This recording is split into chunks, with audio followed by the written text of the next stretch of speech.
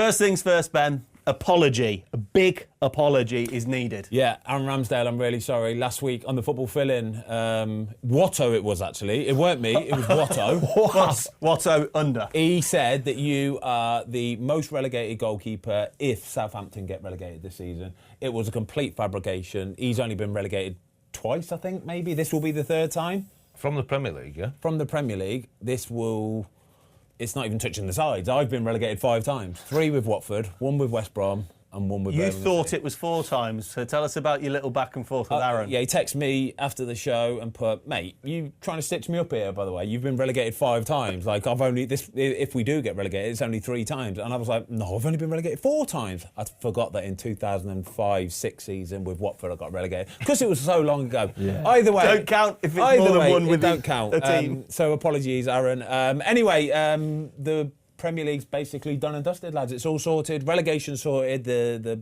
Premier League title's already going to Liverpool. We may as well just give up and go home. All right? Don't sell the show too much, Ben. I know, it's done. But it is, though, isn't it? It feels a little bit like that. Arsenal dropping points, toothless. Liverpool just like $1 million. And then down at the bottom of the table, Wolves picking up that win.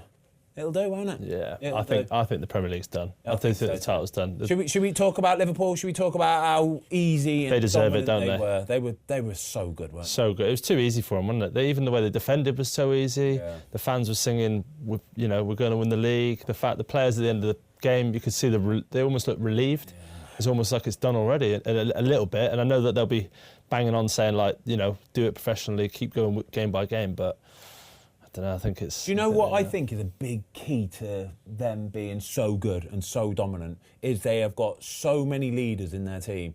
I was listening to TalkSport this morning and they said they've got 5 international captains in that team.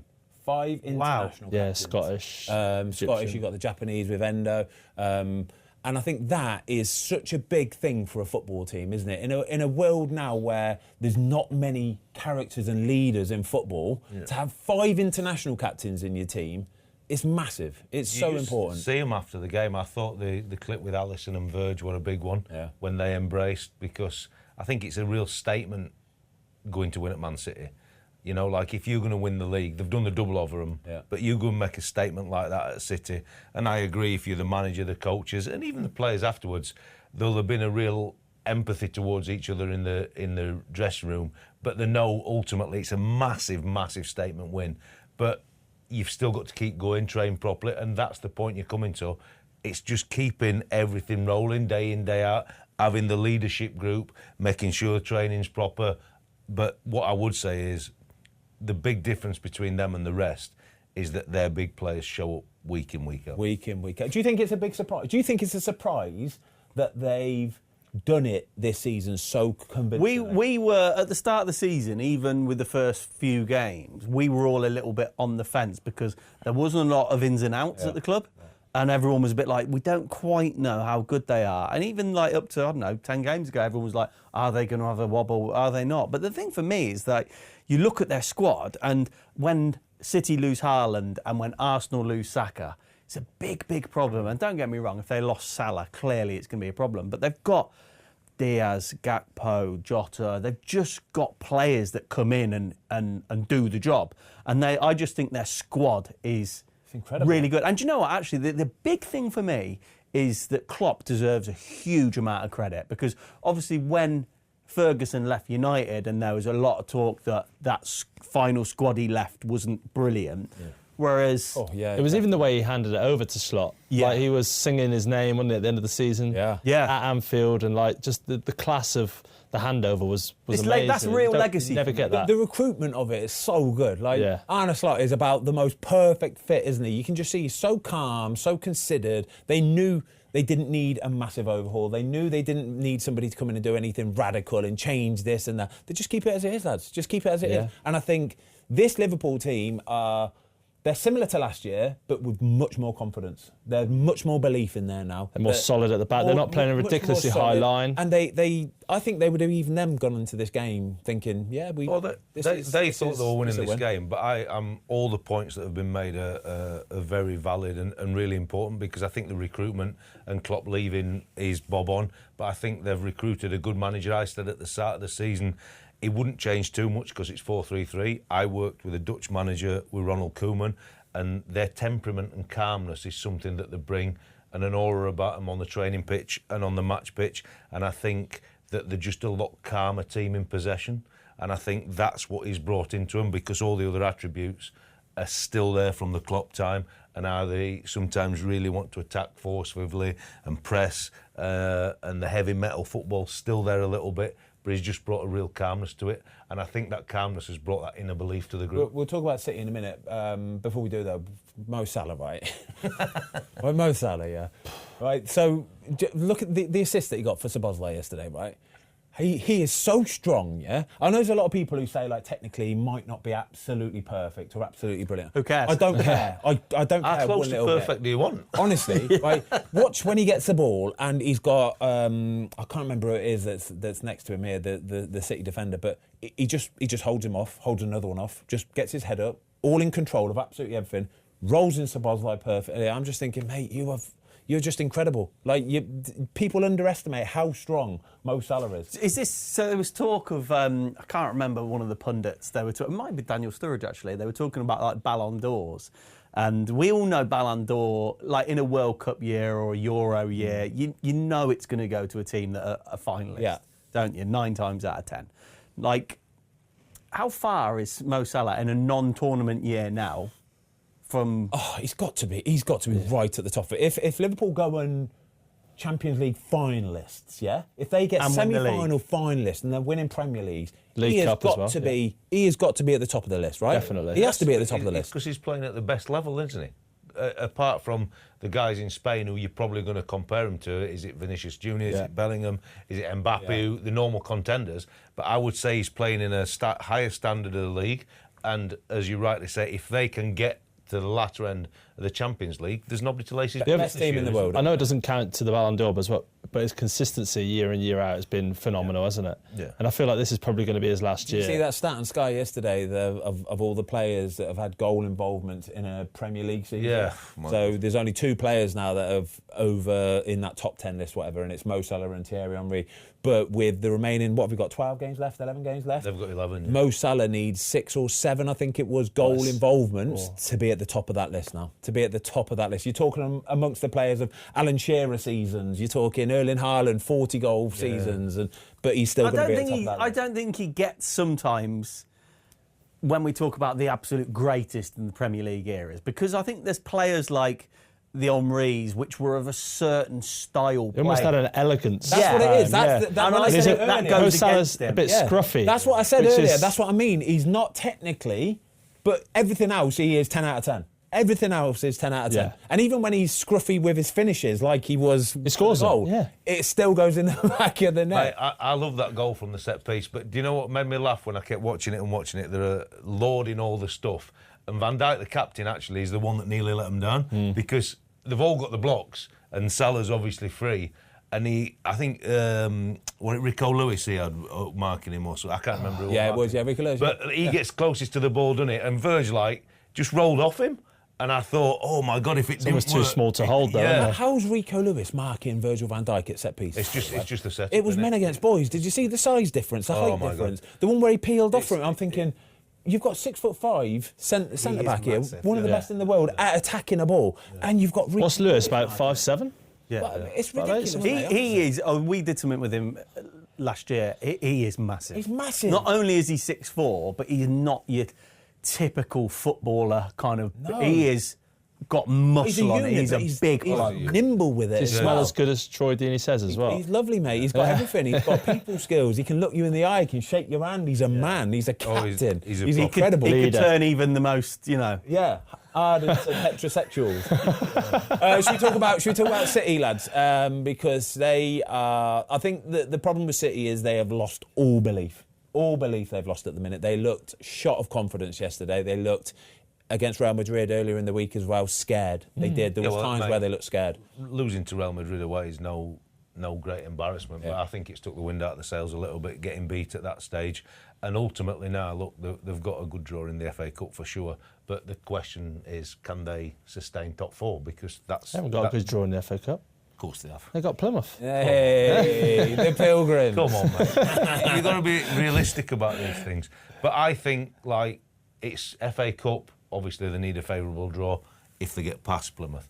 But post that, it's top 4. Yeah. And I think it's a big challenge for them in their moment. I think they've recruited quite well in January. Obviously, their overhaul has well started. You've got the contracts expiring here. You've got KDB, Gundogan, Scott Carson, Edison, Ortega. That's the year after. The year after, and Bernardo. But when they get into that last year, it's already done, isn't it? You know what I mean? With the options that will be open to them. So he started the rebuild. But, like, for me, it's going to be an evolving process for them. And I think with the way the top 4's looking, it's probably them, Villa or Chelsea, maybe. Do you think, Fozzie, do you think that Pep's got it in him to do this full rebuild? Because he's not had a challenge quite like this in his career. No. And he said yesterday it doesn't work like it used to in the past. Yeah. When he's talking about his tactics. We were talking off camera saying football moves really quickly. Yeah. And I always look at Mourinho, he was hot and then he just wasn't. Yeah. And it feels... I know. A bit like that? You do have to move with it, and I think he is very capable of moving with it, for sure, Pep Guardiola, for sure. If there's anybody I would trust to be able to rebuild it, it probably would be him, unless you're going to bring someone like a Jurgen Klopp in or something like that. But I trust that he can redo it, but I don't think it's a quick fix. I think it's something that's going to take a couple, 3 years probably, at least. But you've got to try and follow a Liverpool blueprint as well in getting leaders into the football team. He's signed an awful lot of players and they seem young players, exciting, but you need leaders. He's tried to get ahead by signing in January, hasn't he? Yeah. But like when he came to the Premier League, or even when he went to Bayern and whatever, he kind of revolutionised football, a bit like Wenger did when he came to the Premier League. And he's adapted so well over the years. I just don't see why he can't adapt now. Yeah. Again, I think he just got to get rid of, sadly, your Grealish, obviously De Bruyne, Gundogan, all them, Kovacic possibly, like all them players that aren't really fit for purpose at the moment, and he's brought in 4 players in January. Yeah. So he's already started the rebuild. Yeah, I know what you mean. Watto, you've worked obviously in Premier League football for a very, very long time. If you're at the sharp end of world football, like Pep has been, we've seen some behaviours that have been questionable. Like Klopp's taken a step back, and is there an element that he's kind of mentally burnt out with it all and has come to a point? I think that Man City, the whole operation's a massive machine, isn't it? They've got a lot of clubs behind them in terms of where they send players on loan and that. And to be at the top of that, there's obviously a level of management and recruitment behind it that will be facilitating it for him. But my thing is a bit like what you've alluded to with Klopp. Has he got the energy? Because if he's honest and he looked at that Liverpool team yesterday, they're a long way short of that. And it's whether he can see 2 or 3 windows or a 2-year fix where he's going to fight and scrap. Because when you're winning all the time, it keeps you fresh. You look a bit like me, really. Not too much stress. But all of a sudden he's getting that manager where I've seen managers starting to think, oh, God, I'm a bit grey here, and maybe having to tweak their hair before they go on the cameras. He's never felt that kind of stuff.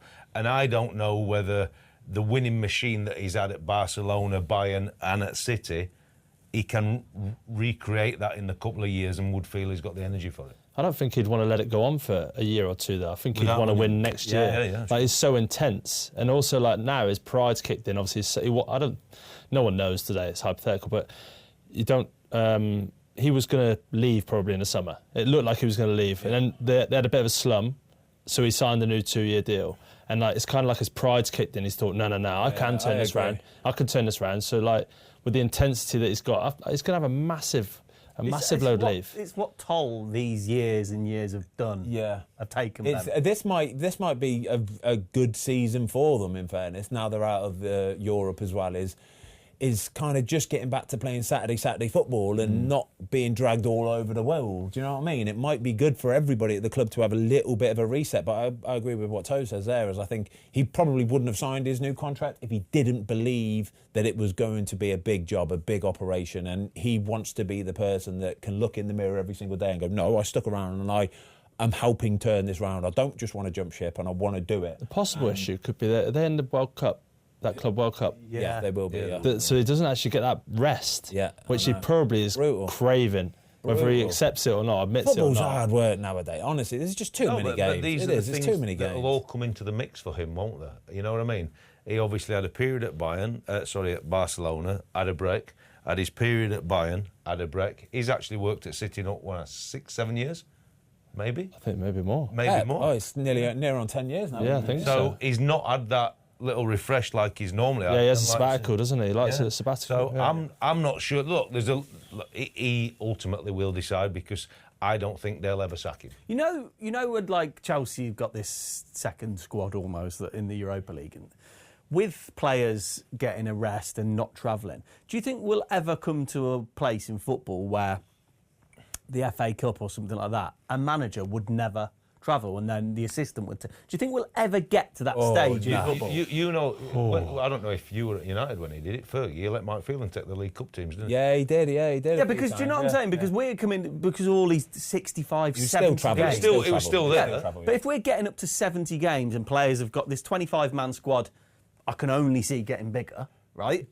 I know what you're saying. I still don't. I think as soon as your manager's not there, players subconsciously take their foot off the gas a little bit. 5% they do, right? Which leads us on to say everybody's getting injuries because there's too many games. It's too intense and nobody can keep it up anymore. I would counter that as well to say that you have been in football a long time, or all of us really, and training evolves, doesn't it? But you cannot play in the intensity that these guys play on a Saturday if you don't train intensely in the week. Yeah. So the games are so much more intense, but for you to be physically able and ready, the training when you are getting 3 days is still intense because you have to be at that level. And yes, of course, you taper down as you're leading into the game, but the training levels and the intensity of the levels, I think, have gone up for me 30, 40, 50%. I did the Amazon thing with Phil Foden a couple of weeks ago, and we were talking about it, and he was saying how intense it's all been, and for years he's been constantly playing, and he nearly played 60-odd, 70-odd games the season before last, and he didn't get a break in the summer because of the Euros. And he says it's the mental toll more than anything. It's not necessarily the physical, he says, because your body's good at doing what it does, but the mental toll of it, and that's the bit that is killing people because everyone's just knackered. They're running on empty, and if your brain don't want to do it, your body ain't going to do it. The thing is, when you're a player that's playing on a Saturday, you come into training on a Monday or Tuesday or whatever, say they've had their down day or whatever, they're then competing, say a De Bruyne a year ago is competing against a Phil Foden in training day in day out, who's younger, more athletic, like is, putting him through his paces. And you got that every day as well. You're competing against people that maybe aren't playing every week, but they got the freshness in training. That brings your level up, your tiredness up, and you're competing against them day in, day out. I think that adds to it as well, the intensity. It's interesting, isn't it? I think it's the end of an era, I think, for City, the future is interesting for football. We've talked before about bigger squads, special teams, and like I'm kind of just playing devil's advocate with the manager thing, but when we talk about management and running of a club, Arsenal, right, you're an Arsenal fan, aren't you, Toz? Yeah. As well as being a Plymouth fan, a Wrexham fan, and how many teams? You've got a lot of teams, you haven't you? Yeah, I guess quite a lot. Yeah. You can't go wrong then at the weekend. Somebody's yeah, I'm always happy. That's the way I look at it. What do you make of Arsenal then? Although I wasn't Saturday evening.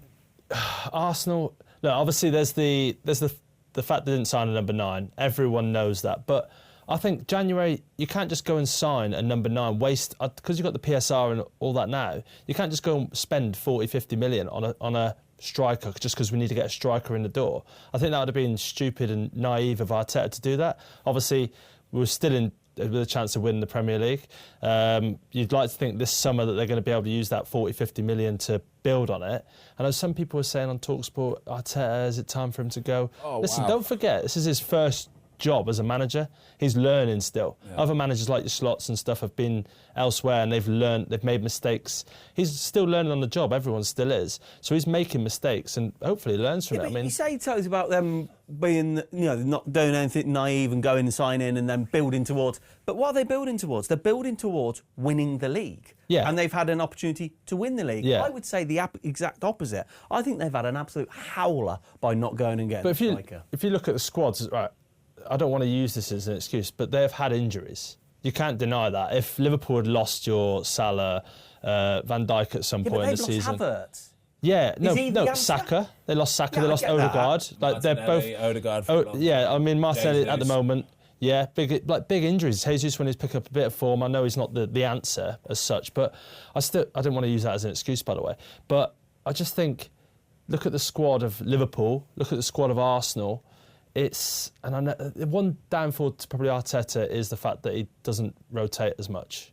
And I don't know whether that's because of the squad, but he does keep his 11 to 11. Really rotate the front players a little bit. But I think it harks back to the fact that they've got leaders, Leaders want to be on the pitch leading. They want to be there, so they will make sure they stay fit. And there's always going to be cases where you pick up little muscle strains here and there. But I just think they're so good at keeping themselves tip-top form, tip-top peak fitness all the time that's why they're always on the pitch. But even they don't get many injuries. Even normally Ben White's not injured yet. He's been injured this season. So Timber's gone from left back to right back. Timber looked like a Rolls Royce at left back, I thought. Yeah. He's gone to right back and he's almost gotten too comfortable. He's lost that, I don't know, even when he's not been the greatest defender, but even when he's on the ball, he looked like a Rolls Royce before. And now it's kind of it's become a bit easy for him. I see him the weekend, he falls down the edge of the box, doesn't get up and sprint back initially. Little things like that.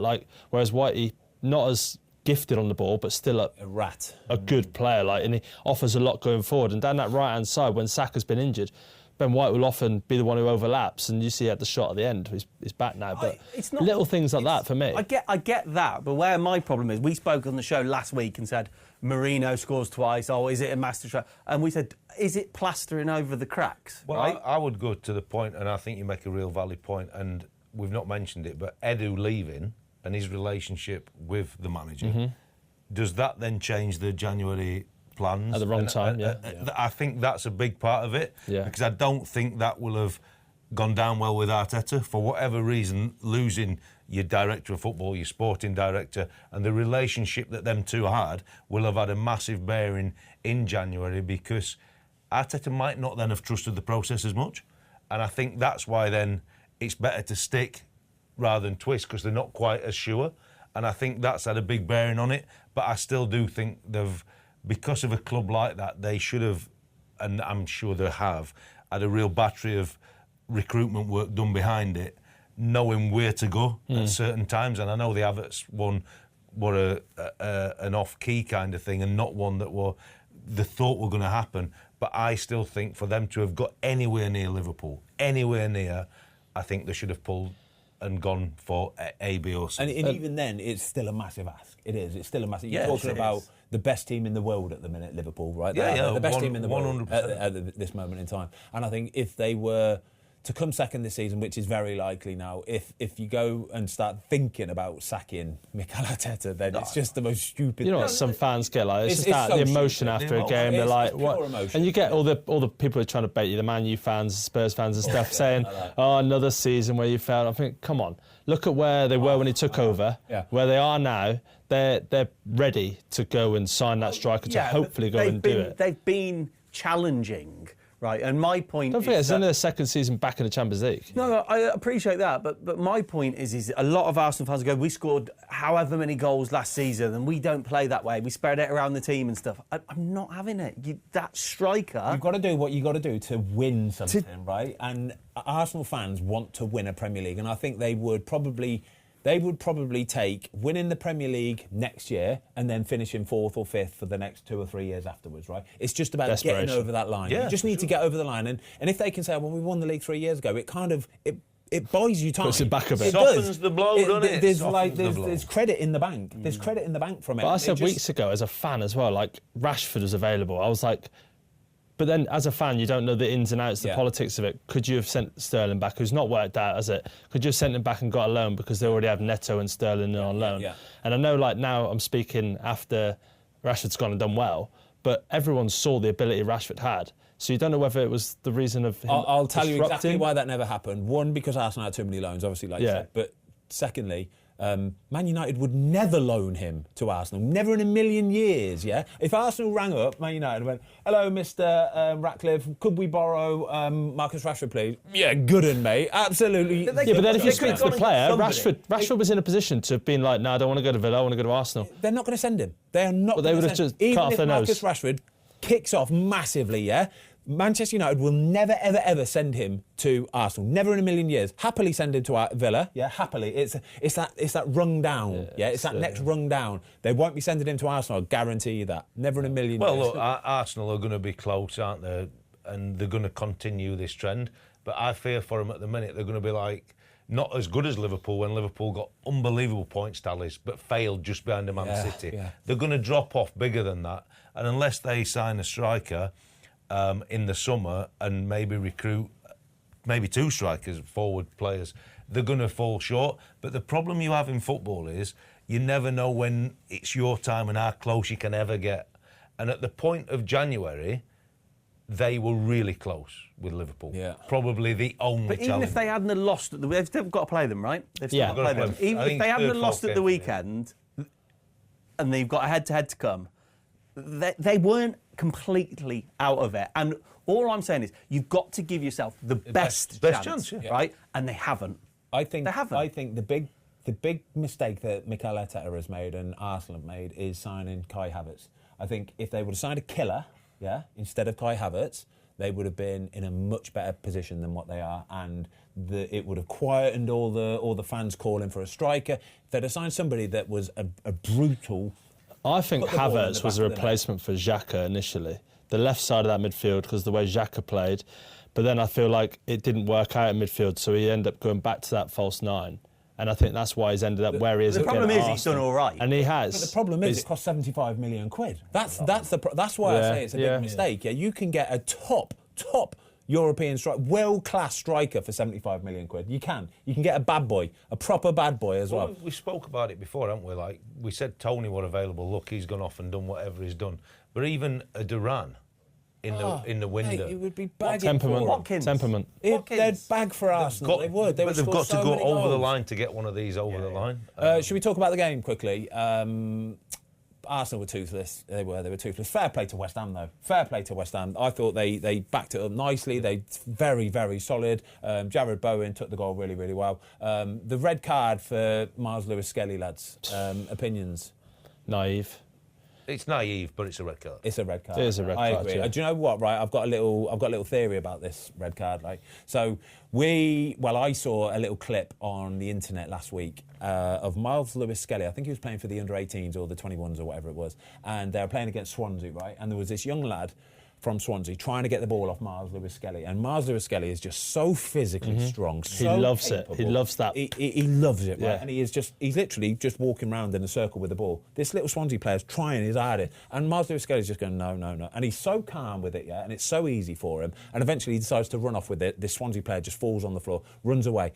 And I just thought, the red card comes from you trying to be too calm and too composed and make it look like it's too easy. What he needs to realise is he's playing in the Premier League now. You're playing against Mohamed Kudus, who is a beast. Yeah. He is it's the position on the pitch, though, he does it in. Powerful beast. You can't do that in the Premier League. You can't. But he does that. He goes into midfield and he does that really well. He takes a lot of pressure off. He takes the ball off the back too, and he waits for that contact and rolls them. Does it. But where he is on the pitch, just pass it back to Raya. If you're in the midfield there, you've got the defence for it to fall back on. It was just naive. I enjoy his confidence, and I think he'll learn from this, and he will go on to be a world beater. I'm promise you, he'll go to be a world beater. There's a time and a place. A time and a place for it, yeah. He's made a real poor decision there, and I'm like you. When you step into that midfield, you've always got a defensive blanket behind you. When you try it in that position and you make the mistake, guaranteed red card. It's just needless. Just play back to goalie or do a swivel, put it down the line, something. That's Arsenal. 5 reds this season, 2 more than any team, and they've dropped 10 points in the game. They've had red cards. So all that we talk about, and Wenger had it, didn't he, with discipline and stuff like that.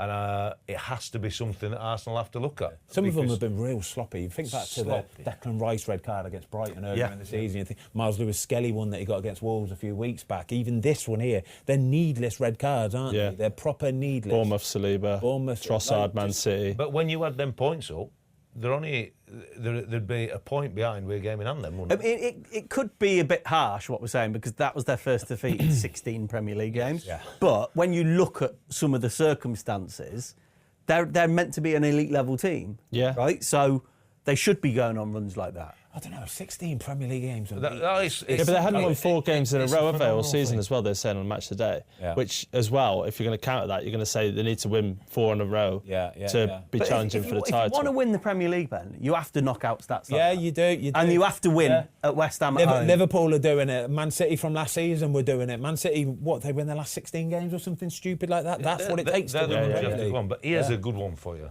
So they didn't sign anybody in January, right?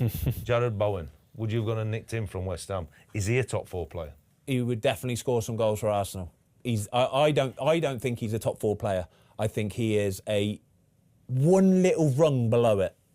But he would start up front for Arsenal. Oh, definitely start up front for Arsenal. He would definitely start up front. And he would have filled in for Saka. And it's that clever January sign. Yeah. I'm not saying West Ham would have ever done it, but something like that, just thinking outside the box, gives you a chance. It's such a good point. It is such a good point, because I think Arsenal fans, if they would have signed Jarrod Bowen, would have gone, yeah, brilliant. That shows that you are invested in our football. Other people would have laughed. The owner, the other people would have laughed, but Arsenal fans would have gone, do you know what? Fair play to the owners, fair play to Mikel Arteta, thinking out of the box and going, do you know what? You're investing in the rest of this season. We're not going to give it up. We are investing in a player that we know will score us. Between now and the end of the season, he'll score us 10, 12 goals. What would it cost them?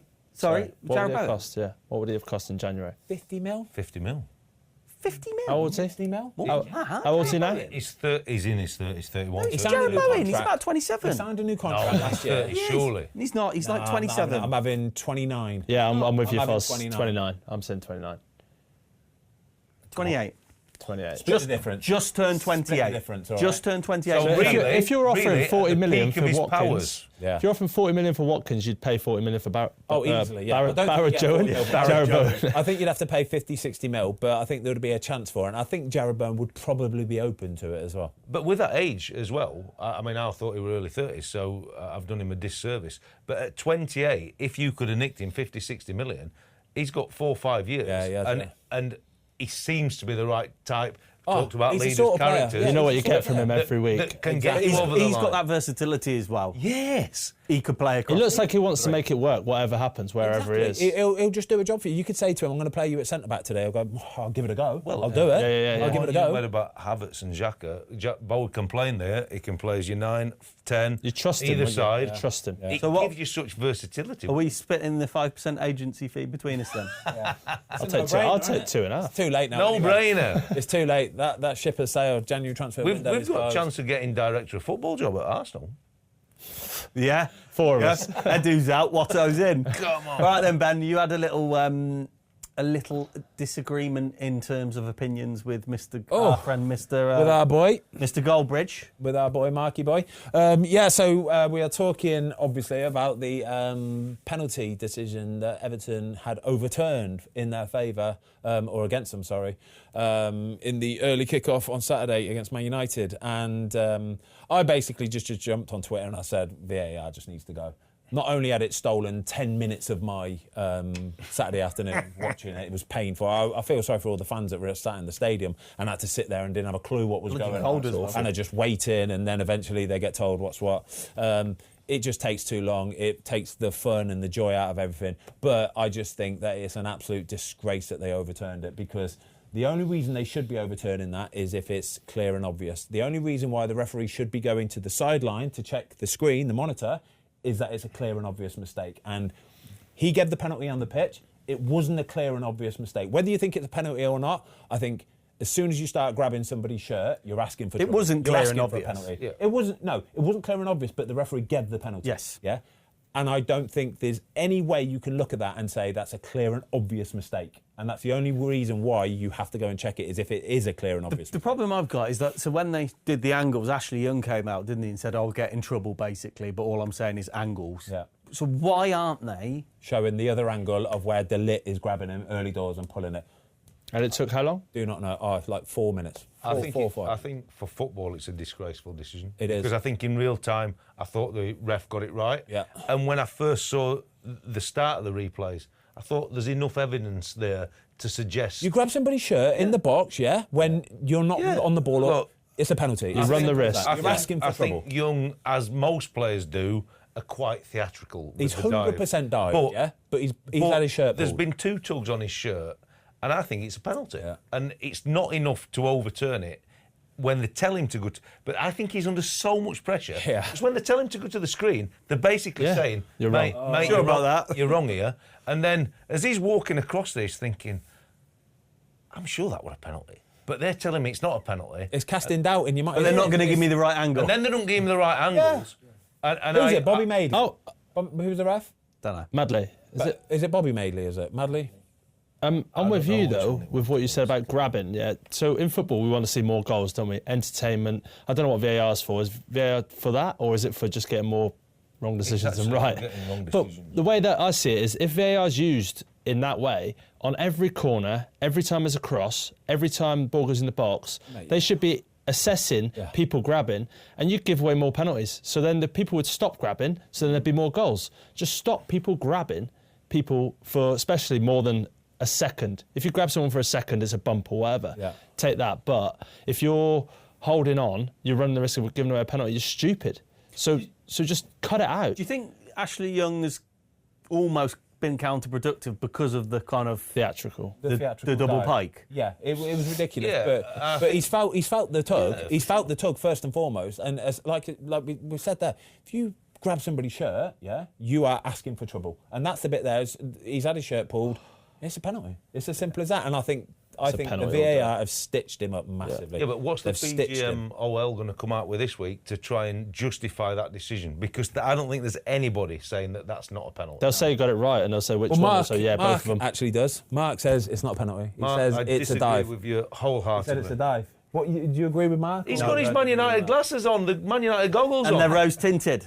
It's a foul, but he's made the most of it. That's the worst thing about it. But then would he have got it in the first place if he didn't make the most of it? Well, this is the problem, you don't know, do you? But it doesn't matter, so he's still holding him. Either way, he's pulled his shirt. So even if he didn't dive, he could turn to the ref and say, they've pulled my shirt. Yeah, and if they look at VAR, they'll go, yeah, he's pulled his shirt. It's as simple as that. Well, let's go on to Man United.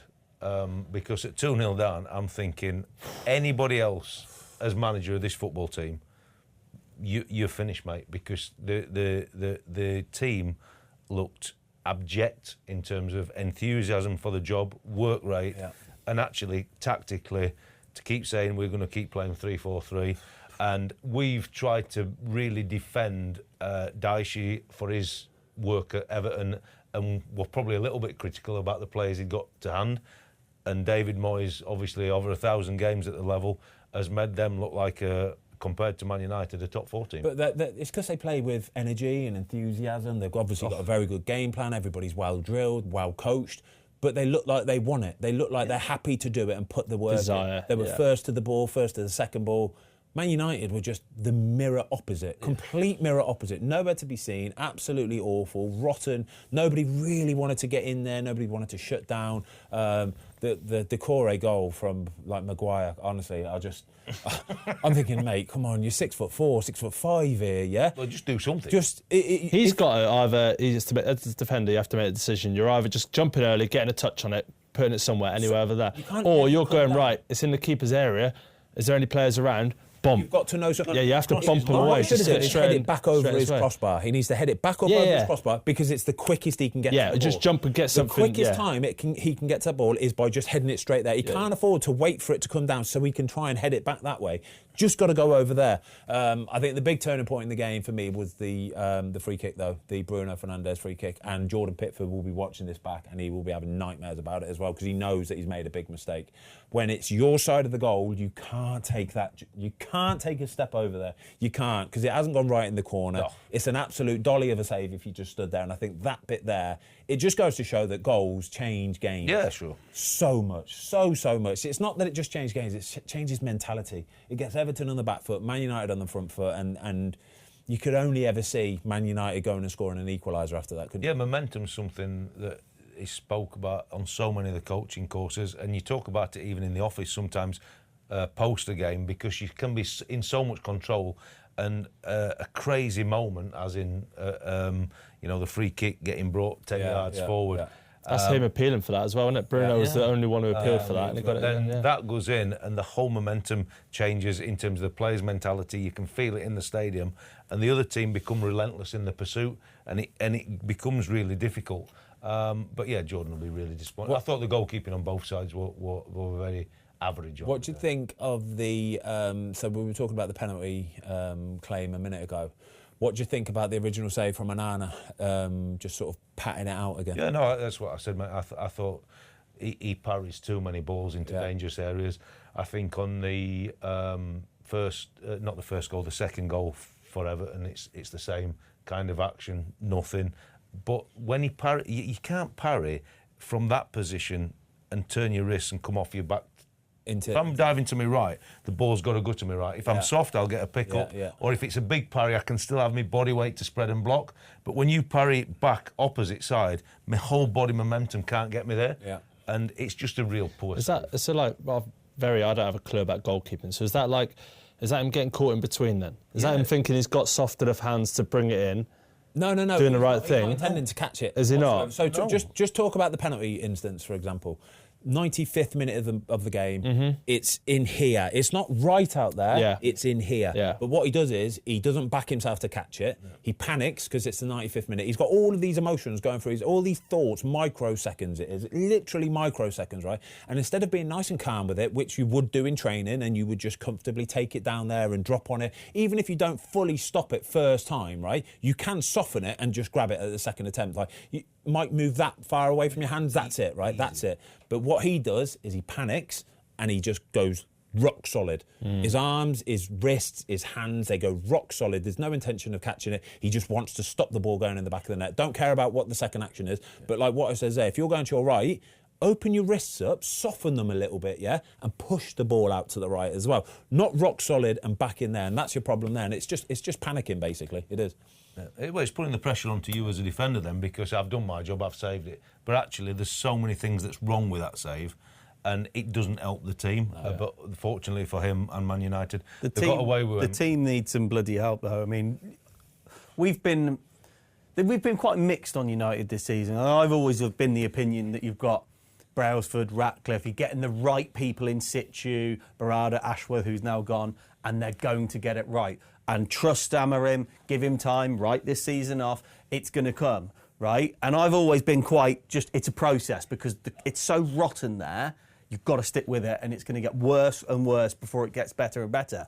But I'm starting to think now, I'm thinking, is the manager wrong? Because even if it takes a transition, it's going really badly wrong. So you're going, is the manager wrong? And then with all the shenanigans upstairs, you're going, the ownership looks like it could be bad. It's a business ownership, right? Rather than a football ownership. The Glazers, we all know about the Glazers, but Ratcliffe coming in and taking a percentage and a controlling ownership in a controlling element in the club, we know about that. But then the appointments, you're starting to look at it and go, I think that's wrong, and that's wrong. It looks as though it could all be wrong. I think it's a disaster. And if you look at it from purely a football managerial perspective, there is only two managers who are worse than this guy. And that's Juric, who's gone in at Southampton, disaster. And Van Nistelrooy, you would probably say disaster at Leicester. And that's Leicester and Southampton without being disrespectful. This is Man United. And this Amorim has not done too much better than that. Yeah. If I'm honest. No, he's not. No. If I was a Man United fan now, go back to with all the changes, and I could see some optimism and going, do you know what, longer term, they might get this right. If I was a Man United fan right now, I'd be really, really worried about what the future holds. Forget this season, but even like next season, I'd be worried. You're talking too much sense, Tom. You're talking too much sense. You're talking like a fan, yeah? The fans know what needs to happen and what needs to change.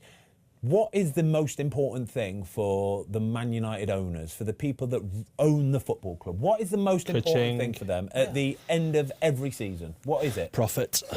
How much money did we make? Did we make money this year?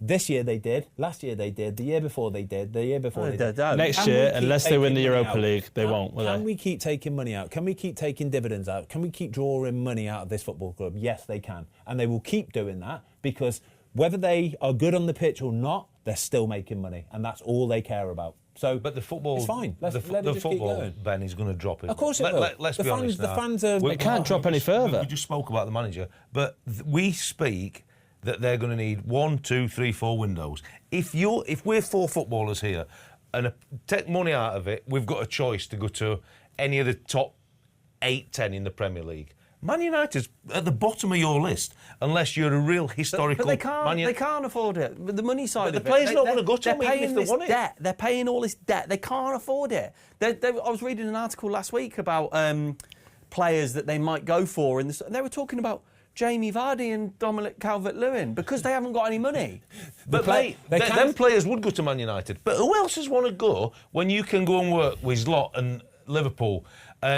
even a Spurs, you'd say are better than Man United. Do you know what players they will be able to sign? Is the mercenaries. Watto. They'll be able to sign the mercenaries. But Casemiro. The ones that will sign for big money. Yeah, but what are you going to achieve with that? Nothing. The player, though, once he signed that contract and he's on 200 grand a week, boom, But they can't pressure's off. afford it. Pressure's off. I don't know where they're going, mate. They can't afford it. The point you made is really Well, valid, where does it have to start then? For Man United, where does it have to start? Because I thought Ratcliffe going in and doing this and Ashworth and all that, I thought that was a good foundation to build from. Yeah. But like, where do they go now? Because they've got rid of Ashworth. Well, He's gone. Jason Wilcox. Jason Wilcox is in, yeah. We've got Barada in there, but I think the problem is that I think there's a balance. We had not a disagreement on it a few weeks ago, but almost like who's running the club? You've got to run it as a business, yeah, of course you have, but it's football, and normal real world and real life business decisions don't always apply to football, do they? And all of a sudden you're getting in people that are trying to put in different philosophies from different businesses or different sports and going, there you go, football. Doesn't always work that way. But we said a few weeks ago as well, everything that comes out of Man U is just negative. Yeah. Everything. So redundancies, talking about stadium is a shambles. Yeah. Taking bonuses off of taking staff. taking everything is just like take. And it's like there's nothing positive. Do you know what I look like about Amorim? I like the fact that he seems a very good judge of character. I think he's a very good judge of the players that like to do it properly and work hard and put a proper shift in. Yeah, I think so anyway, right? You wouldn't have thought so by the performance for the first 70 minutes at the weekend, but I think he's pretty good at that with the way he's dealt with a lot of players already. I'm very undecided about his tactics. No, in fact, I'll say that differently. I'm not undecided. I think tactically he's very naive and he shouldn't be just doing what he's doing and sticking to his... But I think what it takes is somebody like an Amorim to be able to get rid of all of the bad eggs and all of the dead wood, to clear all that out, to get the players off the long contracts, get them out, as many as you possibly can, and then start a rebuild. But this is what we were talking about. This is what we were talking about with the process, Ben, and having more pain. And you're right. I totally agree with you. And going, do you know what? He's doing the right thing. But the players that he's left with, right? It's got to be better than what it is. Yeah. Like with the Arteta form, did that when he went in at Arsenal. He had to get rid of your Ozils and your big players, your Lacazettes, Aubameyang. Yeah. He had to do it, but in the meantime, while he was doing that, he changed the way they played. He used them a little bit because he kind of had to, their quality. Yeah. And, you know, I know they went and won a FA Cup or whatever, but there was progress off the back of it, but it wasn't a shambles like it is now. They were in a certain position in the league and they were going up the table rather than where Man United are going down the table. I just find it hard to believe that a Man United team can go out on a Saturday afternoon on TNT TV and just not work hard. Like, they didn't even work hard. It was nothing, mate. How can you not work Is that belief, though? Is that the players' belief in the manager? I think a lot of that, mate. Yeah, so they've lost a little bit of... Yeah, but I don't know what we're doing. I don't believe in what we're doing. That's just... Yeah, no, for sure. But I think that's a symptom of modern footballers, is that they're so happy to look for an excuse, yeah? So as soon as there's something wrong with the manager or the chief exec or the way the club... If they're not performing well, it's easy for them to go, no, it's not me, it's that. That's the reason why. And people down tools subconsciously, people down tools so quickly and easily nowadays, don't they? Mm-hmm. It's embarrassing, honestly. They just look... But that's because of the details of the game as well. They're looking for excuses, whether it's an injury or what's happening upstairs. They're looking for excuses. But then let's go to the polar opposite of that. And Aston Villa, who now you think Man United are actually probably looking up at Aston Villa thinking that's a model we should be taking, i.e. with a manager, recruitment. They've just taken Rashford from Man United, and probably Amorim were right in terms of what he saw with Rashford, but looks like a reinvigorated player at Aston Villa, so the new challenge, the manager. But Villa should never, even though I love Aston Villa as a football club, the historical bit of it, Villa Park, but they should never be on the same page as Man United. But Man United are so far behind an Aston Villa now in everything that's going on in the club, and I think there's real problems. And obviously when you see Villa, we'll talk about the goalkeeping mistake, but get over the line against the Chelsea team, that's a model now that Man United need to look at. Can we just have a quick round of applause for Watto's transition from Manchester United into Aston Villa there, everybody? That was world class.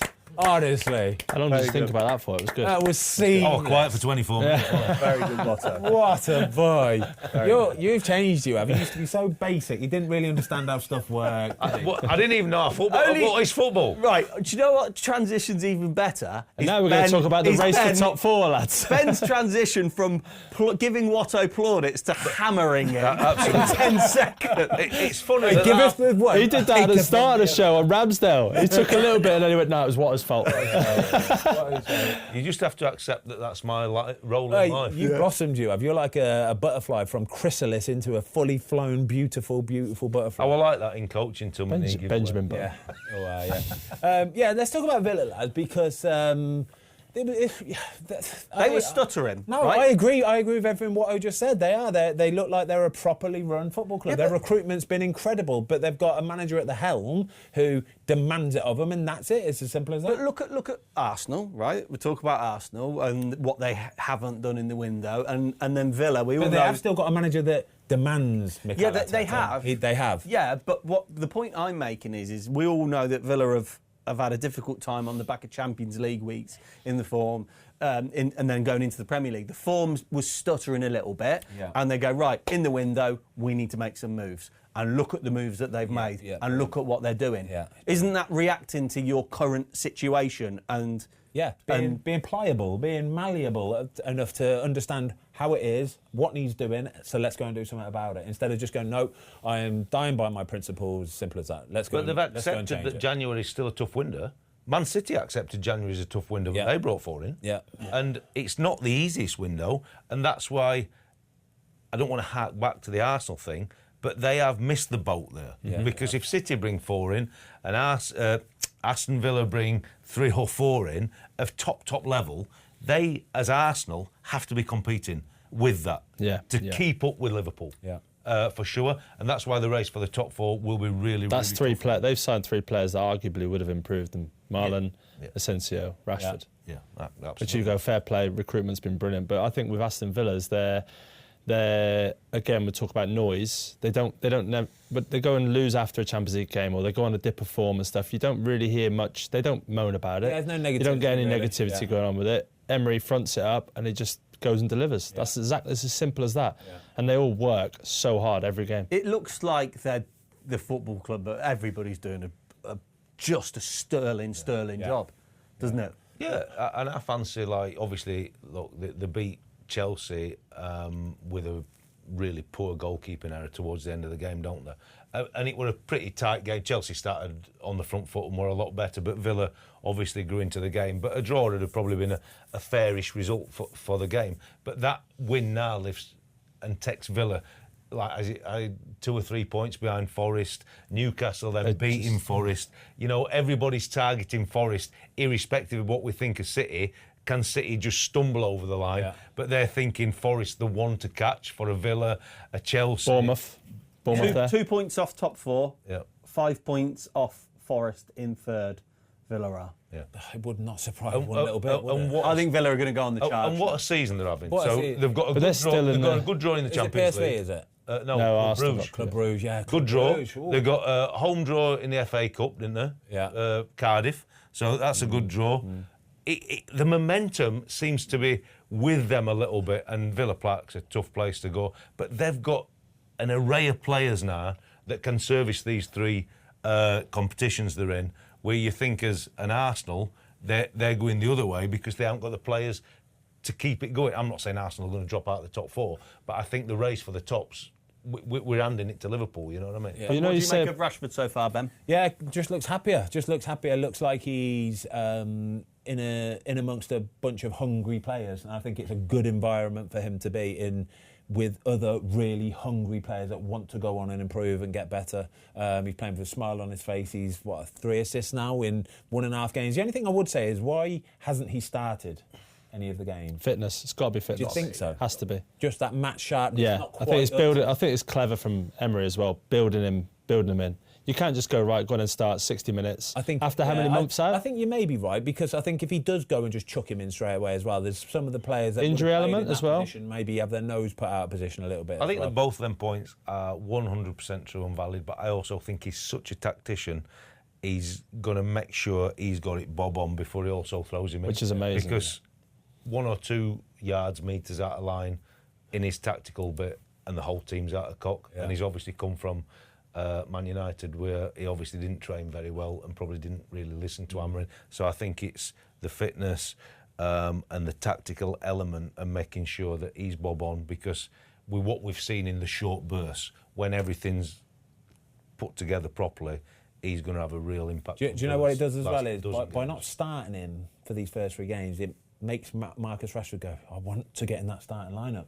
It keeps him hungry, it keeps him working hard, keeps him doing it, and I like that. He's not had the easy road in. No, he hasn't just been pandered to and gone, here you go. It's interesting. I spoke to a couple of my mates that are Villa fans and said, like, what's your... And they said, it's been promising. It's a very, very short kind of sample size already, so I think it's too soon to pass too much judgment. But it definitely looks promising for him. Good start. He gets fans off his seat, doesn't he? He literally gets so excited. Every time he gets the ball, you think, what's he going to do? He's so fast, He's going to do something. Yeah, no, exactly. If you're in opposition as well and you see Marcus Rashford coming on with 30 minutes to go, you're thinking, oh, for God's sake.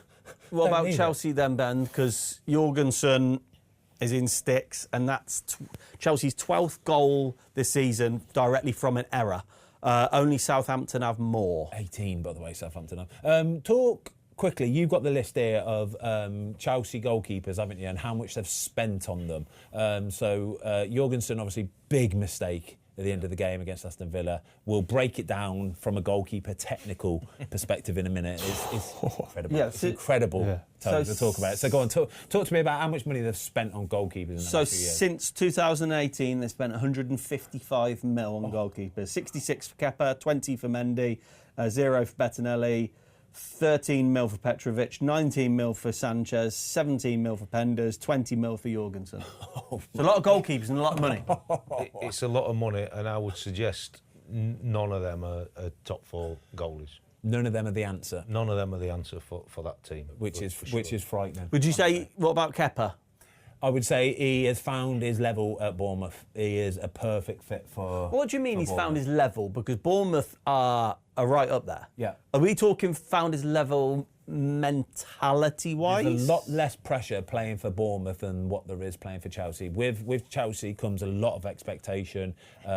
You're being looked at in the same sort of realms as your Alissons and your top goalkeepers, your Martin. You're supposed to be one of the top goalies in the world if you're playing for Chelsea. And I think that pressure is probably not what Kepa thrives off. Whereas he plays for a Bournemouth and he's at home, he is comfy. And he looks a very good goalie. He looks a very good goalie. He does brilliant for them and he is a perfect fit. He's an absolute perfect fit. And I think he's found, when I say he's found his level, he's a very good goalkeeper playing for a very good football team. But there isn't that expectation. Because we've said in the past, I think we were talking about it with Casper actually, weren't we? When we went up there and saying, like, out of all the 20 or let's say the 10 best Premier League teams, those goalkeepers and their physical skill set, there's not a lot between each one. They can all do similar things in training. And is that little bit of difference then, Watto? Is it that mentality? I think it's between the ears, mate. I've said it on the show before. If I went and you guys filmed me with all 20 goalies and I put a session on, there wouldn't be that much between them, and they'd all look fantastic. But the levels as you go up for the team you're playing for, the competitions you're playing in, and then the international football, that's where it all comes together. And for how good a goalie he is, I would probably never say he were worth 66 million, in my honest opinion. But he's now a very, very good and capable Premier League goalie.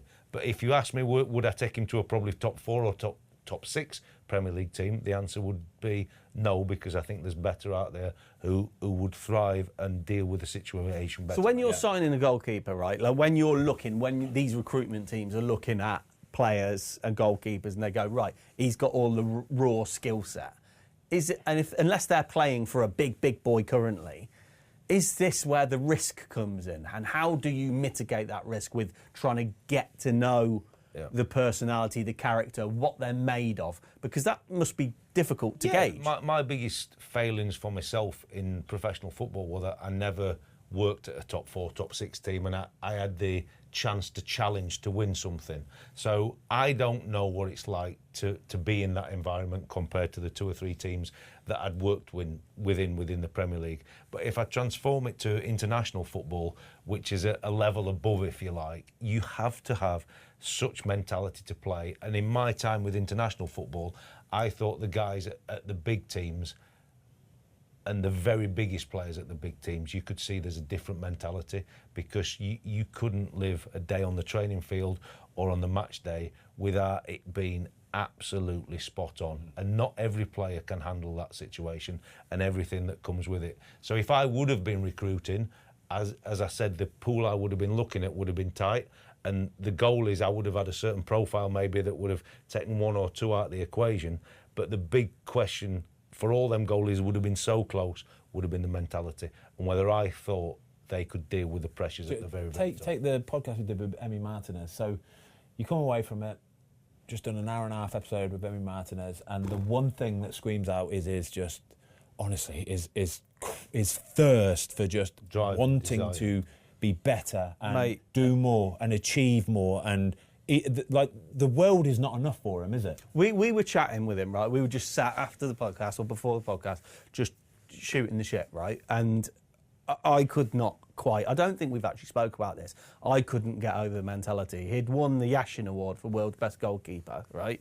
And he was saying, right, if I win the Olympics this year, and if I do this, he goes, I think I can win it. I want to win it 2 years in a row. I can win it 2 years in a row.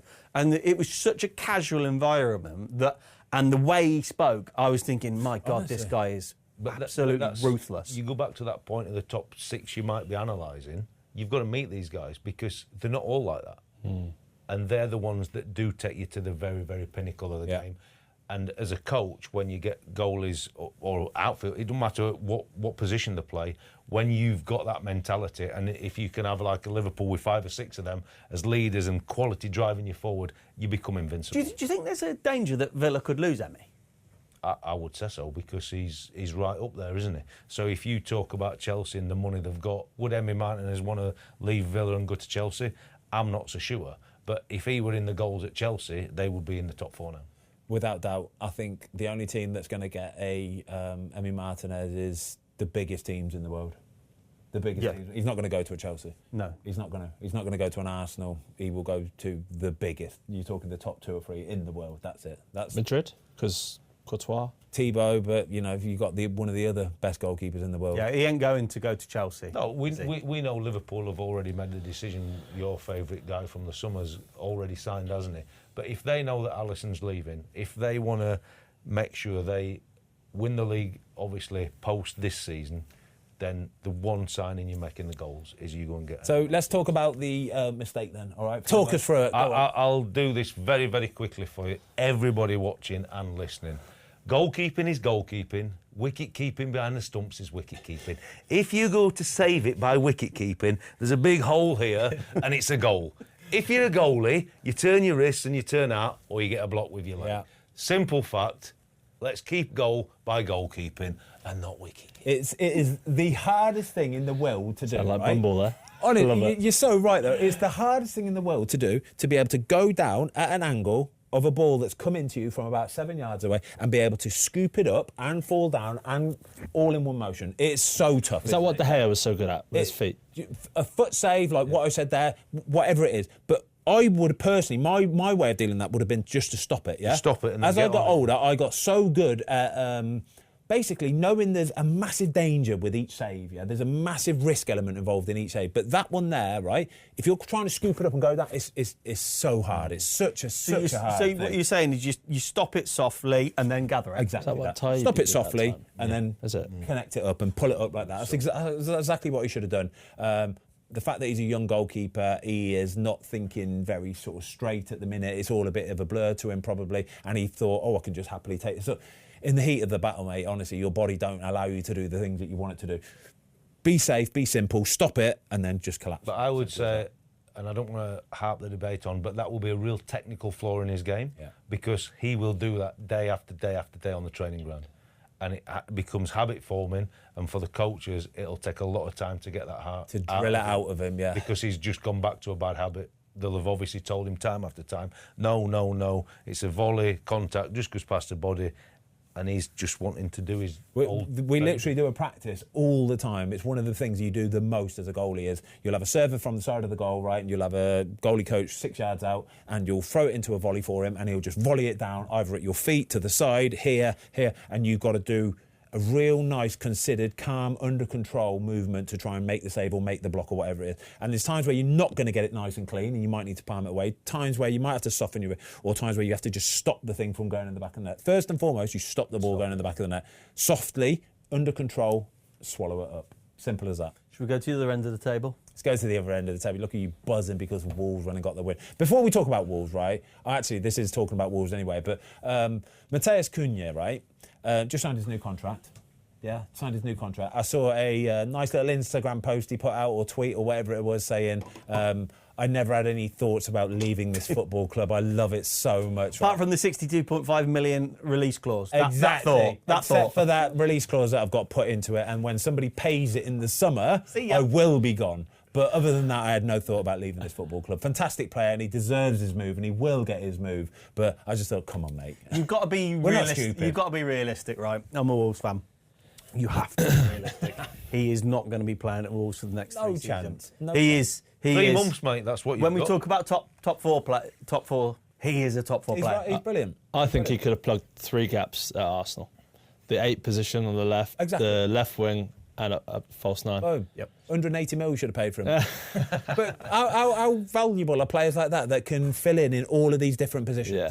And do it properly and work hard and have the quality at the same time. He's earned the right and for a top move after this. Without doubt. Brilliant. He'll get Wolves safe this season, virtually single-handedly. Yeah. He's got Wolves safe this season, which is massive for them financially. He sticks out like a sore thumb, mate, in the best possible way. I think the bottom 3 are well and truly finished. They've all had home games this weekend, and your home form is going to be the one that gives you a chance. Varying toughness of fixtures for all 3 of them. But all 3 teams have conceded 4 goals. Yeah. They've got no chance if you're at home and going to concede 4 goals, whoever the opposition is. What do you think that is, Watto, right? Because when you play at home, when you're playing in front of your home fans, there's almost an expectation that you give it a go. You're on the front foot. You're trying to score. Look how hungry we are. But that can be so naive at the same time, can't it, Toes? Where you have to read the room. You have to understand that you're in a relegation zone, The team that you're playing against is 95% of the time better than you. They are. They're quicker, stronger, faster. Read the room. Go, no, lads, don't go trying to break out and chasing stuff. Stay in your position a little bit, right? Getting carried away too early, too excited. Yeah, I mean, the fans as well, like you said, there's the expectation, but you've got to use the fans to your advantage. So sometimes that might be, because there could be a bit of a lull, especially in the position you're in, but sometimes that might just take a tackle to pick them up, to change the momentum. It's amazing how one big tackle or getting into someone and riling them up and getting a reaction from one of their players to create the atmosphere. You almost need that. And in the Premier League, they've got the numbers and the fans, and Portman Road can be a nice bouncy place. I mean, I don't know about St Mary's. It's empty, mate. There's nobody there to get it bouncing. Yeah. And I mean, Leicester's been bouncing over the years, hasn't it, as well? So they need something. Like Ipswich is going to be the only one that's going to possibly catch Wolves, aren't they? They're the only ones. I don't think they will now, but they're the only ones, mate. My big question is: are Ipswich managing the club really well by looking at next season and going, "We've got a very good young manager here," or are they missing an opportunity of staying in the league by sticking with? Is he doing the best he could do with that squad? Yes. Yeah. I believe he is, mate. Yeah. If they go down, they'll go straight back up. Yes. I thought even though they conceded 4, which were really naive and probably because of that first year up in the Premier League, they actually gave Tottenham a proper scare. Yeah. And the score probably weren't reflective of the game. And I think they're the ones, I don't think they'll get to Wolves, but they're the only ones who've got a chance. And I think they'll stick with McKenna. And if all is equal next year, I think they'd run away with that. The Southampton, right? If you watch the highlights, I didn't watch the whole game. I've watched the highlights, right? They've been absolutely... Say it as it is, Tom. Say it as it is. They've been pumped, right? Without Ramsdale, I'm not exaggerating, it could have been 8. Yeah, You're making up now. You're making up for your text. I promise you, it could have been 8, all right? I swear to you. Watch the highlights. Go and watch the highlights, right? Don't. It's not enjoyable. Brighton get through the Southampton whole team, not just the defence, the whole team, on 7 occasions, Toes. 7 occasions, one-on-one with Aaron Ramsdale. 7 times. I'm watching the highlights and Louis next to me and I'm going, mate, they're through again. And they're through again. And I'm thinking, nah, this can't happen. You can't do this. 1, you're at home, yeah? 2, it's like, we've got a chance here today. We have to give it a little go. You never know with Brighton. Sometimes they're on. They've picked up a bit, haven't they, Brian? I think they got Bournemouth in the week. It was embarrassing. Honestly, it was absolutely embarrassing. I'm thinking, geez, you're lucky you're going to beat the Derby. The fortunate thing for Chelsea is they've got Southampton at home Tuesday or Wednesday, so... Well, we talk about fixtures, and I know we spoke about it last week, but the fixtures for Wolves, I think that's the reason why they're definitely going to be safe anyway. It's all in their hands, basically. If they end up getting relegated, they've got themselves to blame. Fulham next, and then it's Everton, Southampton, West Ham, Ipswich. Do you know what I mean? So I'm going to Wolves. And then there's a couple after that. Are you going with Luke? The next sort of 4 or 5 games in the Premier League for Wolves, if they can pick up 6 or 9 points, then... If they get 6 points, the rest are finished. It'll be done. The last thing, surely, is that red card now. It's a red card. The Bournemouth red card. How do you say his name? It got overturned. Zabarani. What are you saying? Red card for me. Yeah. Red card. It's because he's gone over the ball. Yeah. He's gone. But that's where you think over VAR has done it right, Exactly. and then you go back to the with having. How can you get that right and a penalty wrong? I don't think he's trying to hurt him. I don't think it's with malicious intent. But it's the right decision. But it's the right decision because it's an unfortunate tackle. And I felt for the lad, and it's a fantastic result for him because Bournemouth have been absolutely flying. But it is. What about Leicester, though? So 10 defeats in 11, 6 home games without a goal. They're not like completely cast adrift. What is it? What is Ruud's total now? Is it? He's had 4 points from his first 2 matches. Oh no, the one at Spurs, 7. I said weeks and weeks and weeks ago he will regret taking that job. Tom told me they were going to stay on. You did say that. You two had a bet. I said top 10, top 11, 12, top 12. I can't remember. I don't know. Wow. There's a lot going on at Leicester. I was listening to... Don't take it. Just don't take the money. I was listening to Talk Sport of the weekend, and Leicester fans are just fully disillusioned with it all. You hark back to a few years back. Well, they've been chanting for the director of football. They got the director. They're trying to find excuses. Yeah. Obviously, you had the horrible accident with the owner a few years back with the helicopter. Long time ago. The son takes over, and it just seems to. It's just not where you would expect it to be. But they need to plan now for next season, like Ipswich have, and Ipswich are ready. They do. Or else they'll go and stumble away next season. Did you watch the game on Friday night, by the way, lads? They're defending. Like 3-0 down within half an hour. They're defending for it as well, though. It's just... It's half-hearted. There's no intensity there. There's people opening up... And Buemo was allowed to open up the goal, onto his left foot and just go, I'll just put it in that top corner then, cheers. It's like... Come on, lads, you can't give Premier League players a chance. Show them outside at least, or get right tight up into them. They're standing off, they're letting them open up. You're asking for trouble. Brentford had a cigar out away at Leicester after how long? Probably half time. Yeah, well, it was 3-0 at half time. It was a stroll. So, before we get onto the quiz, who's your money on for top 4? Oh, yes. So as it stands, we're Liverpool, Arsenal, Forest City. I think Forest are gonna just let it slip. It depends on this week. They got Arsenal at home. Yeah, I think so. That's a big one. Slip. But for me, I'll go Liverpool, Arsenal, Newcastle, Bournemouth. Miles off it. No City. Oh, I forgot about City. No, I'm going to stick with that. I'm going Liverpool, Arsenal, City, Villa. Yeah, I'm the same as that. Liverpool, Arsenal, City, Villa. So you've gone the easy route. Liverpool, Arsenal, City. No, not at all. Newcastle got a shout, but Liverpool, I think Forest, unfortunately, I think they'll just start to slip away a little bit, which is a shame as well. I still think they'll get European football, but it's a shame because I'd have loved to have seen Forest in Champions League places. Liverpool, Arsenal, City, Villa. But I like that, Toes. If Bournemouth hadn't have lost to Wolves, where are they? Even though, Bournemouth maybe. Is there 5 this year for Champions League? Depends how we get on in the comps. But it looks likely, doesn't it? I think it looks likely. So if you can finish 5th, you're in with a good chance. That's what I mean. I'd put my money on Bournemouth or Newcastle. So City, Newcastle, 44. I would. City, Newcastle on 44 points. Bournemouth and Chelsea on 43 points. Villa have played a game more than them on 42. Yeah. We've talked about it all the time, momentum. I think that Forest swing is... Oh, it's a shame, isn't it? Well, hopefully they lose Tuesday. We'll see. We'll learn a bit more this week, boys. Yeah, we will do. And just quickly, Spurs are favourites and seems to have weathered the storm. Spurs are favourites to win the Europa League at 92. He wins the trophy, doesn't he, second season, so it's theirs. Yeah, so if Spurs finished 12th and won the Europa League, would that be an exceptional season for Spurs? They'd be buzzing with that. It wouldn't be an exceptional season. It's been a shambles of a season. They'll be buzzing with the Europa League. Win a trophy. It's fantastic that they've won a Europa League, right? But every other season, right, if you try and do this, finish 10th and win a trophy, you're getting a manager sacked every season. Well, wait a second. Managers get sacked every season if that's why is Spurs' benchmark so high? Remind me of what they've won.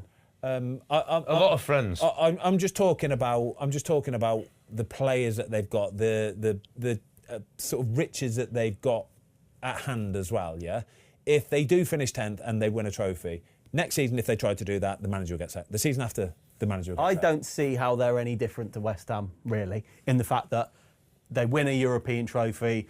Hold on a minute. West Ham won the Conference League trophy. The Conference League trophy ain't even a thing. No, it is. Have you seen the draw? Have you seen the draw? You can't. For the like, look at the teams. Like, have you seen? I've never even heard of it. Chelsea are going to win it with their second team. I grew up on to West Ham fans, I grew up on Champ Man and what's it called? What's Sensible Soccer and stuff like that. Like, explain that. I know some LMA of the most manager. rogue teams in the Bring world. that back, Still please. haven't heard of half of these teams in this conference. Apparently, if Barnsley get up through the playoffs in League One, they're in it next year. Yeah, well, probably. Yeah, they'll probably get to the quarters at least. Anyway, quarters or semis, I reckon.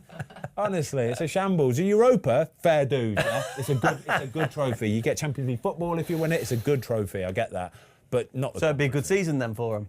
If they win the Europa, it's not a good season. It's a fantastic achievement. It's still a shit. Is Europa as good as it used to be? I'd say it's the fact that it offers a Champions League spot. I mean, is it as good a competition as it used to be? UEFA, when Sevilla won it 3 times, is it still as good? I still think once you get to the end ones, I think once you start getting to quarterfinals and stuff, then the teams go, right, better. This is big deal, this is all right, because if we get Champions League football from it, massive. It's not a good season for Spurs, though. All right, then. So, it's a good achievement. So next season, if they finished 5th and got to an FA Cup final and lost... It's a good season. No. Yes, it is. It's a good But they season. might get that 5th place. It is. Right, so hold on, this is interesting then, yeah? Surely, if Spurs finish 5th and get to an FA Cup final, that is... No, they lose it. They lose the final. Yeah, they lose the final. That means that they're a better team than finishing 10th and winning But it's another season without winning anything. Through that. So what's better then? they're If a better Newcastle team. finish 5th and win the Carabao Cup, or Tottenham finish 12th and win the Europa? I would say Newcastle. that Newcastle are a better team. No, what's better? What are you taking? I would rather be Newcastle. But surely you've got to take into consideration... They're a better team. The team. They have to be. But if you're talking... better If team, it's but- Chelsea, it's a different matter, because they have a history of winning things. Spurs don't. That's the point. Newcastle Newcastle don't. They're both in the same boat. I get that. So would And you rather... The fans... They would speak emotionally by saying they want to win a trophy, right? Of course they Spurs do. fans would, Newcastle fans. They would emotionally. They just want a day out. champions. Yeah, They want yeah. a day out at Wembley. They want to win a So trophy, does right? Spurs. Spurs fans do too, right? But the core of what they are as a football club is evolving and finishing in the top 5 or top 4 every single season in the Premier League. But if they win Europa, they go into the Champions League next year. get You that. attract a better player, you earn more money. Although they finished 12th. I still think I'm saying that they finished 12th, you know. I still think it's an awful season. But you're basically saying, Spurs every year, our remit is to be above average. No, Spurs' remit should be top 6 in the Premier League every season. Which is above average. No, it's not for Spurs. Spurs are a top 6 team. On the average of... Yeah, but it's great being a top 6 team, but you don't win anything. No, I know, but you're at least competing. They're not, competing. though. You're competing. Spurs have gone, you think back to earlier, you think back to 6 weeks ago when they're getting pumped by Leicester and they're getting beat by this, that and whatever. That's the bit there that makes fans marching against the owners and stuff, yeah? It gets managers sacked, right? If you're in the top 5 every season, there's a lot of harmony at the club. It speaks for a team that are well-drilled, well-oiled. You've got good players. I think it sets Spurs up. If they can win a big competition like that, regardless of where they finish in the league this year, that goes, do you know what? We're a fucking winning team. What are the other We're big a teams? winning team. That was good. I think people need to let us know what you think. Get in the comments down below. Right, should we go quiz? Come on, Jamie. Let go.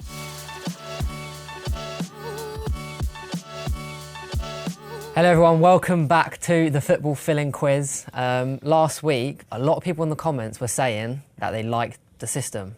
The system that we did, writing everyone down. Just because we weren't here is what the lot. So let us know in the comments below if you like that one or keep it to this I liked format. it last week. I thought it was really good. Because that means everyone gets a chance to answer the question and it's agree. more chance We to just get haven't got time to tiebreaker. do it this week. Yeah. Okay. But I think next week we try and do that, yeah? We all get like a little whiteboard and you all get your answers written down, yeah? We've got the Christmas whiteboards, yeah. We can just get the Christmas whiteboards quickly. We haven't got time, because if we're all going to get them, we're running at like an hour and 20 minutes or something. Okay. Can we do a poll, and then whatever the result is, we do that? Yeah. Okay. Yeah? Okay, so question 1. Fabian Delph has been on loan to one club in his whole career, but what team was it? Stoke. No. That's random. Fabian Delph has been on loan to one club in his whole career. Everton. What team was it? Wigan. No.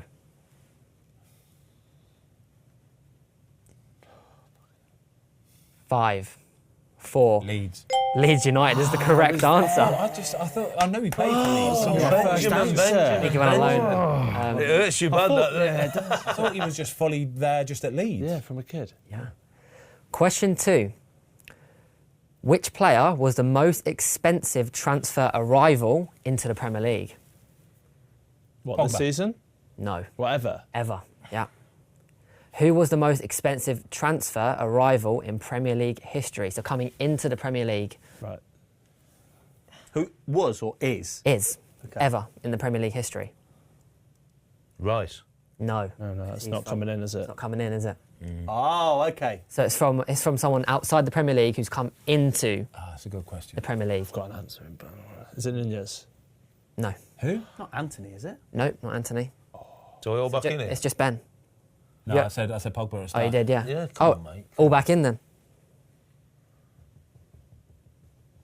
Who is the most expensive transfer arrival in Premier League history?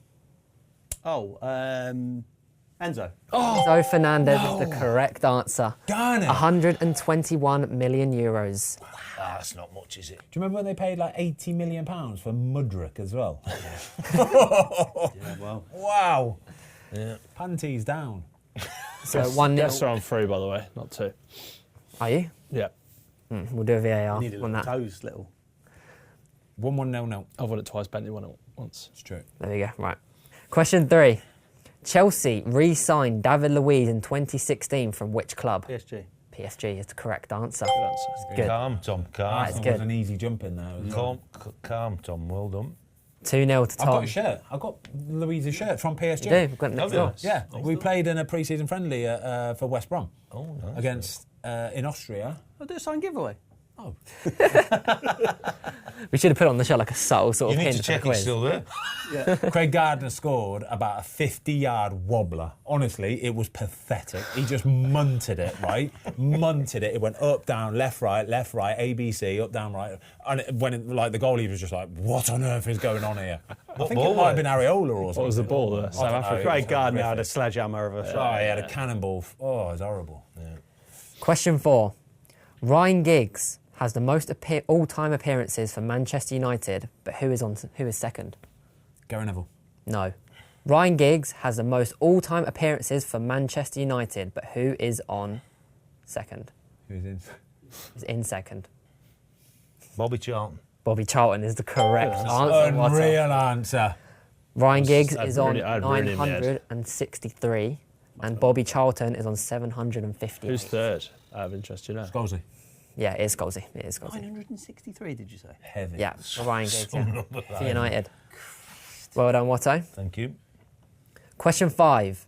Which former England manager was in charge of QPR between May 2018 and April 2019? Steve McLaren. Steve McLaren is the correct answer. Another good answer. And he's now the manager of AZ Alkmaar. No, Jamaica. No, Jamaica. Jamaica. Jamaica. No bonus for that, I'm They've got a sorry. bobsled team, haven't they? Used to have, mate. Used to have. Good day, mate. Scores on the doors, 2-1, 1-0. 2-2, 1-0. Thank you. haven't got 2. Yes, I have. What was the second one you got The right? first one I got right. What was that? Fabian Delph. Yeah, you're right. Actually, Leeds, but... Where's the boards? Question 6, career path question. I have played for Leeds, Tottenham. Paul Robinson. No. Aaron Lennon. Aaron Lennon. No. Come on, Jake. What are you all doing? Question. What are you doing? You jumped in and everyone else got on the bandwagon. What did you say? Paul Robinson. What did you say? Woodgate. Jonathan Woodgate. All the time in the world, Tom. Question 6. I have played for Leeds, Tottenham, Watford loan, Peterborough loan, Bristol City loan, Sunderland loan, Newcastle loan, Watford. I have played for Leeds, Tottenham, Watford loan, Peterborough loan, Bristol City loan, Sunderland loan, Newcastle loan, Watford. Leeds, Tottenham, Watford. 5, 4, 3, 2, Jake 1. Livermore. No, all back in. Do it again. I have played for Leeds, Tottenham, Watford loan, Peterborough loan, Bristol City loan, Sunderland loan, Newcastle loan, Watford. So he's currently at Watford. That's a hint for everyone. He's retired. Recently. 5, Oh my gosh. 4, 3, 2. Benty. No. Right there. He played for Ipswich. You're going to have to give us a minute on this. Got to get a name, haven't you? Hold on a minute. You said time. That why I is just time. blew That it is out. time. Just give us a minute. No, come on. Time. I'm sorry. Yes, It's time. time, exactly. The answer is Danny Rose. Oh, my God. Danny Rose. Wow, I was trying to think. So- Sunderland, Newcastle. That's Yeah, so he played for Tottenham for I ages, was and trying then to at the get end of Peterborough. his Tottenham career, he then started going on loans, which has sort of thrown you off. He went twice to Watford. Oh, Yeah. Peterborough. Yeah, Peterborough, the one that threw me off. I don't know where He that. went twice to Watford. Yep. Yeah. never. One of yours, that, Yeah, Luke, but yeah? one when I was there. Yeah. And then, Never got that. what, start your career or end your career? No, I don't think I'd have got it. Did he go twice to Watford? Bent it. There you go then. There you go. Mate, I was just throwing the name out. I I've got think- 1 second to I go, and then think we that were is have the another first 2. career path question that we never got right, I'd say. Well, Question 7. It's all alone. Blackburn got relegated in the 2011-12 season, but who was their top goal scorer? Chris Sutton. No. Roque Santa Cruz. No. No. It's about 10 years too late, but, you know. Chris Sutton. He was 40 then. Pedersen. No. Blackburn got relegated. Was it Benjani? No. Good answer. You're all back in. Can you ask the question again, please? Blackburn. Bentley. No. Blackburn got relegated in the 2011-12 season, but who was their top goal scorer? Is it really hard? No. Benny McCarthy. No. That's a bit late as well. 5, 4, 3, Can we come back in again? 2, no. 1. Right there. No, you It's can't Done. wait there. Done. David Dunn. No. The answer is Yakubu. He scored 17 goals that season and got relegated. League? Yes. The Yak attack. I didn't even know the Yak was there. Yeah, he was there. I think he was there for a season, I think, or 2. But he left after that season when he got relegated. Yeah. Yeah, Do 17 you remember goals. that clip? Everton. Do you remember him when he was playing for Cov? There was a clip of the Yak stood in midfield. Yeah, he played for Cov, and he was stood in midfield, right? And for about 2 minutes, Yes, I do no remember. joke, right? He did not move. He literally stood there and just watched. And just chilled. I do remember. Yeah? 2 whole minutes. It's phenomenal. Wasn't he in the centre circle? Yeah, we'll end it. We'll end the show with that clip, Luke. Just let it run for 2 minutes. How good was he for Everton? It was unreal, He was a wasn't it? beast, yeah. You were a beast. Question 8. What other Premier League team has Robert Perez played for? Aston Villa. Aston Villa. What do you mean? What other team? You didn't even say the first team. Because everybody knows. Could have said Arsenal. The answer's Aston Villa? That's actually a good point. Yeah, that's actually a very good point. But who spoke first? Question. No, Stuart's It inquiry. is actually a very good Who point. spoke first? So I could be right. That was, no, listen to what the point was. Yeah. I could be right with Arsenal. Yeah, but I was Yeah, right you with could Aston be Villa right. too. However, I spoke first. Nah, come on. So it doesn't matter. Jay, we've got to overrule that. Yeah, take that. I'm going to overrule that and take it out. Yes, Jamie! No, Best don't you referee. dare. That's the strongest I've ever seen him. I swear down, Jay. No, but the question is wrong. Stitched up or not, No, it doesn't matter. I got stitched up last time. Listen, best there are referee was two that. right answers to Proper this ref- question. proper There are referee. two right answers. Yeah. One of them's Aston Villa, one of them's Arsenal. look. Yeah. It can end a question with Villa. So as long as one of them is said, whoever says it first is the right answer. You've spoke before about how your son respects This is- rugby yeah. officials. Respect the referee. Yeah. And footballers I've got don't no respect respect for him. Let's respect the officials. Respect the I've officials. got though. no. Respect the If you officials. overturn this, we are No, done. he's already overturned. So we're done. He's overturned Jamie it. Harvey. I'm Clear and sorry. obvious error. It was my mistake. So Can you book him as well? Yeah. It Anyway. wasn't a mistake. So I'm sorry. Man. Jamie, Can you well sin done. bin him? need to say Can you sorry. sin bin him for the Just next book question? him off, send him off. Jamie, well done. You probably won't get paid, but well done. Yeah. Send him off. So Honestly. he misses the next Like, question. have you got that VAR room from the Villa game, from the Everton game in your ear or at least something didn't take like that? 5 You minutes, go on though. about structuring questions. Yeah. Anyway, correct. Honestly. You should miss the next question for a Right, abusing eagle the- eyed Send. You literally Hey. said Aston Villa next to Can't me. you give him a said Aston time Villa out next and to tell me. him get I out for know. abusing you? So I just don't get a point. Sin bin him. Sin bin him off for the next question. Simbin should be banned from the next. Great officiating. there. Honestly, So amazing. strong. That's the referee. strongest I've seen Brilliant you. officiating. Question 9. I'm not even bothered. By saying you're not bothered shows that you're You're not even going to listen to this next question. I don't It's gonna be care. So good. So good. Quick fire. Sami Hyypiä played for what country? Finland. Bang. What an answer. 3, I told you wouldn't know that Two. question, didn't I? 1, With 2 to go, though, weren't there? 0. 2 to Yeah, go. it's- Well, what's the score? I'm happy with 3, this. 2, 1. I'm on No. 3. 2. I don't think I'm on Because I've 3. got another Yes, question you are, to you're on replace three. that one. You're not listening, mate. Thought I've only got He knows he's on 3, but he's not Three. listening. He's not listening. He's not listening. Ben's not listening, I can tell. what I am waiting Good answer for. that. The best head loss. Oh, of mate, all I time. can tell. I can tell. Can't be the Christmas quiz head loss. He's not listening. I can Oh, tell. Watto's head loss. Oh, yeah. Christmas quiz. Question 9. Who did Burnley sign Chris Wood from in 2017? West Brom. No. It's okay, just think. Newcastle. No. Who did what, sorry? Who did Burnley sign Chris Wood from in 2017? No. Burnley signed Chris Wood from? It wasn't West Brom. 5, I've absolutely no idea. 4, 3, 2, 1. Forest. No. You're all back in. Birmingham. No. Did he play for Birmingham? Yeah. He's played for a lot of teams, Chris Wood. And he scored. Leeds. Leeds United Yeah. is the correct answer. Tiebreaker. No, it's not tiebreaker. It's question 10, isn't it? Question 10 because of that row Why are you question. in the mood with me? He was the one that overruled it. Yeah. He won't You even backed look. it though. Do we just let this go? Of course I backed I it. just want to get one, don't I? Yeah, so do I. I'm desperate to Could get you one. feel my? Could you feel my animosity? He wouldn't even What's- look at what's- me. wait, what's your heart rate on right now, Ben? Stress. Feel my animosity just. I can feel the heat. Mine's He's chilled. 80 I'm probably. crap. 62. My heart rate right now 76. Oh my god. I was 71. Oh my god. I want to get. I'll love it if we beat them. I love it. Question I want to tell you the 10. Who is Crystal Palace's highest Premier League goal scorer? Zaha. Zaha's the correct Gets answer. in. And it was Ben Tozer, which means we're going to take it to well a done. Sold you out tiebreak. there, haven't Are I? you in? No, I'm way out. I've like, put it to tiebreak for you. I'll give you another chance to. We're I out. just feel like the world's working against me. Come on. Victim. Tiebreaker question. It's only between Ben and Tom. So, the tiebreaker question is Shake it. Who do you want to win? Crystal Palace's... I want to draw. The tiebreaker question is different this time. So, it's the closest to the correct answer. And I said to Come on, Luke Tomo. that I know you guys aren't going to like it. Who guesses first then? Why don't we just both write down on our Yeah, notes? both write down. Yeah, both write it You down. weren't in going your to say notes. that. You weren't going to say Yeah, that. I had it on my at notes. all. I had it on my notes. All right. Okay, go then. Right. So you're both going to write down an answer, and the closest is going to win. I'm because excited. obviously we had 5 tiebreaker questions last week. That was why. No, yeah. So Crystal Palace's highest goal scorer is Wilfried Zaha.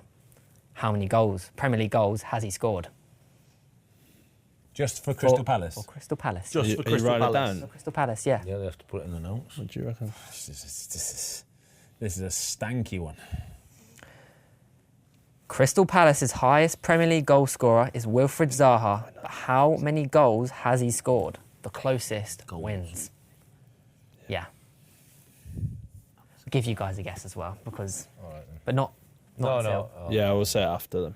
Are we locked in yet? Do you remember when we did a little video clip about who was best out of Wilfried Zaha and Marcus Rashford in their pomp? And the controversy it caused by Marcus Rashford fans and Wilfried Zaha fans both calling me a cunt.